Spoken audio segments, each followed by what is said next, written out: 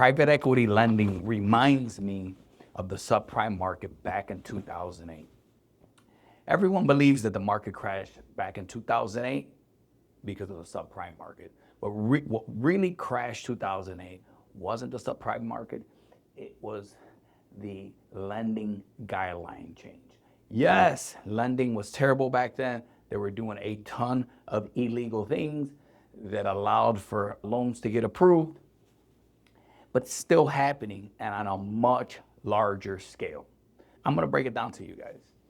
Blackstone has a lending division, and Blackstone opened up this lending division to get around the strict underwriting standards that are created by banks. Banks realized that with the new standards, they weren't gonna be able to lend any money. So what did smart, illegal, corrupt corporate America do? They created a private equity fund. And this fund had all the banks lending money to these private equity firms, because these private equity firms meet the lending standards that the bank expects. What they don't know is their underwriting is much more flexible. This is how you get around lending guidelines. The purpose of this video is that most people truly believe that 2008 and today is completely different. And that absolutely is not true. We are in a bigger bubble and a bigger corruption than ever in lending. Is it going to affect your average person? Is it going to trickle down to single family homeowners? And my prediction is that it's going to trickle down. These private equity firms lend money. This money that's being lent creates jobs. People that buy these expensive homes work at these jobs.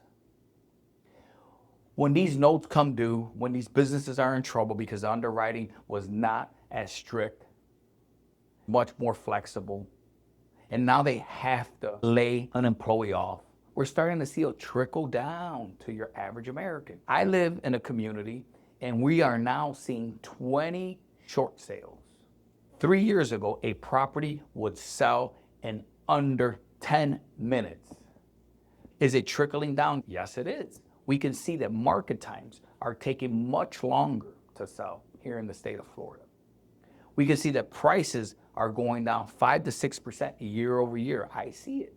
You see it. Everyone sees it. It's hard to accept, but it's happening. Not only are the properties going down year over year, but the cost of living is going up 4 to 6% year over year. And I believe that those numbers are much higher. Now, I will tell you one thing. When this bubble bursts, I expect for you to not have fear. This is when you need to invest. This is when you need to put a group together so you can buy. These are when the opportunities occur. I hear a ton of different individuals wanting to get into real estate. This is not the time. If you don't need a home, don't buy it. If you don't need a business, don't buy it. If you want to get in business, wait, because we're going to see a ton of businesses selling for nearly nothing. If you wait another year, you might get a franchise for free.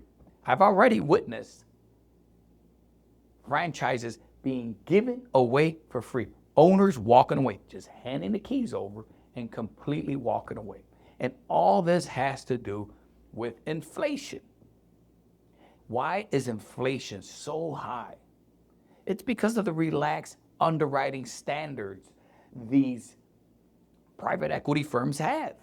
They're allowing to lend this money to people that truly don't deserve it.